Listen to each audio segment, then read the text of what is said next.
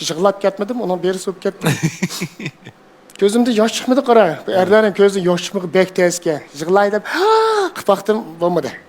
Mening ayolim ham shu Shinjon tibbiy dashusini bitirib, yaxshi o'qib, shu yerda o'qituvchilik qilgan endi. O'qituvchilik qilib, shu yerda ma'lum mezgil ishlab bo'lgandan keyin, biz uchrashdik-ku. Qandaq qaysi mezgillardi? Bu dekabr oylaridami? Shu yaz oylariningki yomg'ir yoqqan, bulutliq, so'g'aq, xo'go yesak bo'ladigan kunlarga to'g'ri kelibdi. Ajab, naqli shu kunga to'g'ri kelibdi.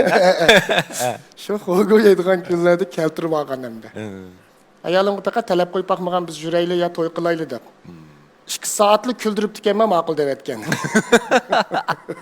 O'ziga dilchi, umrimda men o'qish bilan bo'lib, bunday kulib baxmabdi ekanman debla. Shuning bilan shu rishtimiz bog'lanib to'y qildik.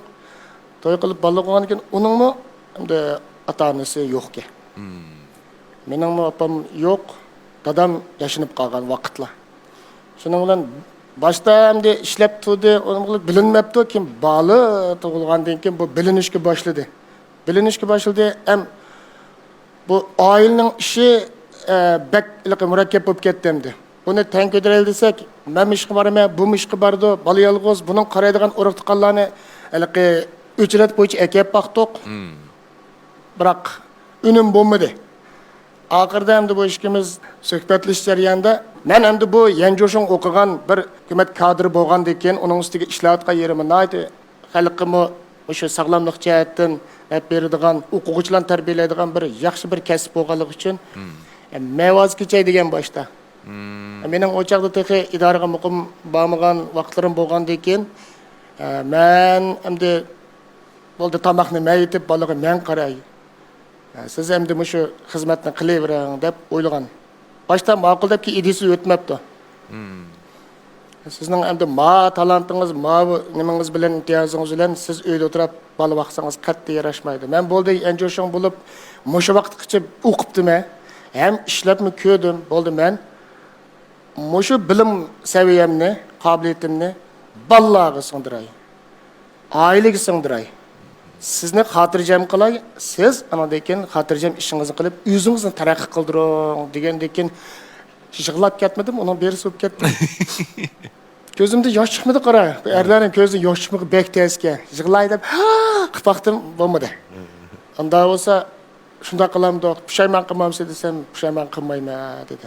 Men toptaniga uchrab qolmayman, men seni deb bunda qilgan, balamda bunda qilgan degan toptaniga uchrab qolsam bo'lmaydi deb kelishim tuzib, yana ham to'y qilib teqib, necha yillarni beshimizda o'tkazmagan bo'lgandan keyin ashtar men o'zimda ansizchilik bor. Bizlardan oila deganda sal neri berib varangchiroqlar bo'lib qoladi emasmi?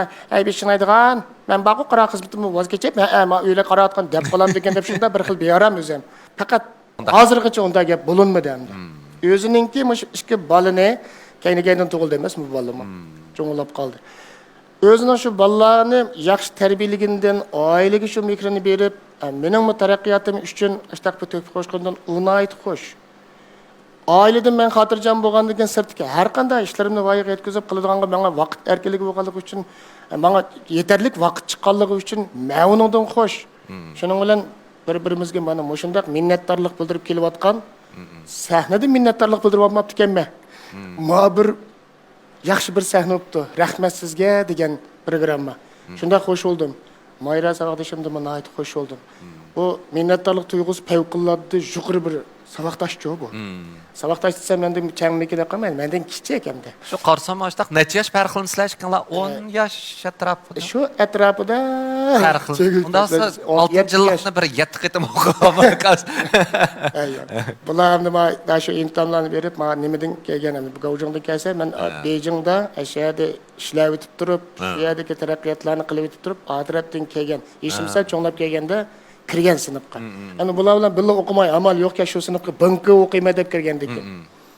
Shuning bilan saboqdashib qoldik. Boshda aka singil bo'lib o'tdik. 1-2 yildan keyin bo'la savardan deydi qilib oldi. Mayra deydi qilib. Og'inib ketdik saboqdashlar. Shunga hamda minnatdorlik bildirdigan shunday bir sahna bo'ldi ekan. Shu fursatda bir shu ayolimga men ko'ng için hükümden çıkarıp bir minnettarlığımı bildirip olay dedim. Ballarım hazır çoğum 14 yaş kirdi emasmi? Oğlum minnettarlık bildirishini biladi. Kızım 9 yaş, onun minnettarlık tuyg'usi ajoyib yuqori. Har qanday bayramda bo'sh qo'yib o'tmaydi. Atalar bayrami bo'lib qolsa menga bir qo'chaqlarni o'zi yaxshi ko'radigan narsani yaxshi ko'radigan narsani yumshoq bir narsa ekanku ashuni yasab sovg'a qiladi. Ayollar bayrami yoki onalar bayrami bo'lib qolsa onasini qo'l tutish menga rasm ashta narsalarni ishqib bayramlarni faqat qo'ldan bermaydi. Men ba'zida qo'ldan berib qolman unutib qilib. Ammo bolalarım faqat qo'ldan bermaydi. Demak, minnatdorlik tuyg'usi ash vaqtdan boshlab singib hozir xili unumi bo'pti hamda. Qanday bo'lsin bolalar cho'ng bo'lgan bilan minnatdorlik tuyg'usi bilan cho'ng bo'lsa, u boshqacha bo'ladi ekan. Shundoq. O'ylab baqsaq atalarimizga mo sanoqliqli bekim rahmat degan bo'lishimiz mumkin. Lekin o'chaqlar bundaq sahnalar yo'q. Minnatdorlik bildirib olaylik desak. Hamda bundaq sahnalar bo'lgan joyda atalarimiz yo'q. Shunga armon qilib qoladi ekan.